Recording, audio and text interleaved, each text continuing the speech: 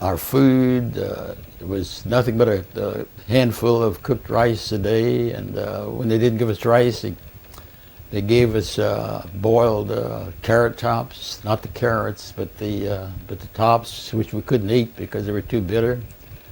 And they also gave us boiled sweet potato vines that were edible and probably a lot better than the rice that we were getting. And the barracks that we stayed in was nothing but made out of bamboo with a thatched roof, no doors, no windows. At night, the mosquitoes would chew us alive. I think within the first 3 or 4 weeks, we had 3 guys that escaped. It's hard to call it escaped because all we had around the camp was, at that time, was barbed wire with guards Japanese guards walking around to make sure nobody got out. So it was fairly easy to get out if you wanted to in the dark. So 3 guys tried it. But instead of getting caught going out looking for food, and I don't even know if they ever got any, they were caught coming back in. And of course they were tortured for a couple of days. They were put in a cage near the entrance to the camp. And then 2 days later, late one evening, everybody was called out to watch them where they'd already dug their graves, and they were executed by the Japanese.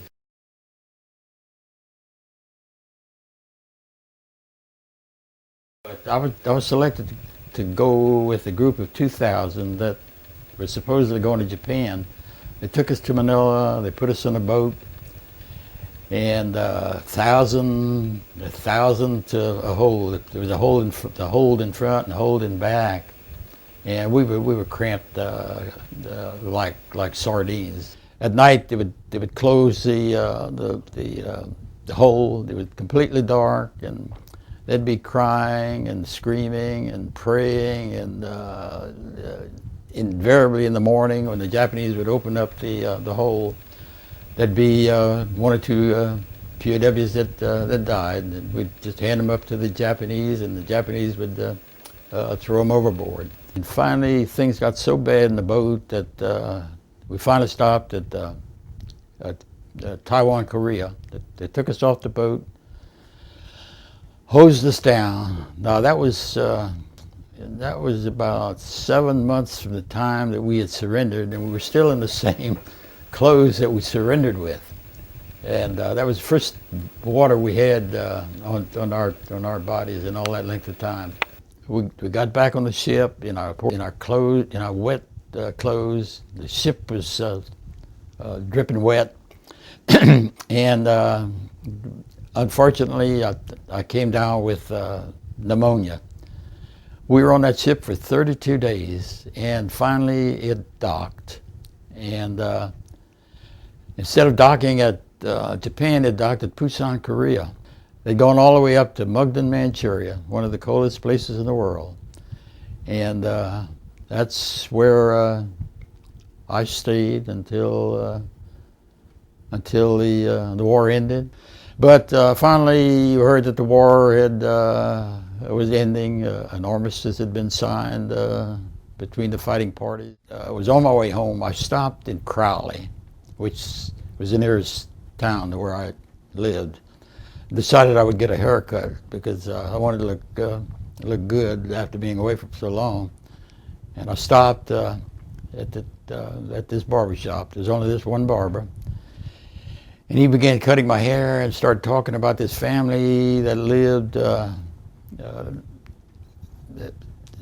a certain place. And as he described the place, to me that sounded exactly where I was from. He said there were 4 boys in the Army. 2 had been killed in World War II. He said one was a prisoner of the Japanese, and he said the other was in the Navy getting ready to invade Japan. And right off the bat, I knew that he was talking about my family, and that's how I found out that my 2 older brothers had been killed. And I never did tell the barber that I was that POW. And so you can imagine what it was like when I got home. It wasn't a happy occasion that I'd been looking forward to for all those months and years, because my poor mother was just in tears, and I could tell that it wasn't tears of happiness, but tears of sorrow, because she knew that two of us weren't going to come home. In fact, until she saw me, she said that she always thought that I was also dead, but they were afraid to tell her, because she said it would have probably killed her. Now, I like to end by talking about the atomic bomb, because a lot of people thought that the Japanese were probably already beaten and there was no reason to drop the atomic bomb on them. But right toward the end of the war, the Japanese High Command had put out a directive that went to all of the POW camps. It said that the minute they hear or learn that the American landed on Japanese soil, the commander was to kill all of the POWs that they had, under their control. They could shoot him, they could drown him, they could poison him to make sure that not a single one survived.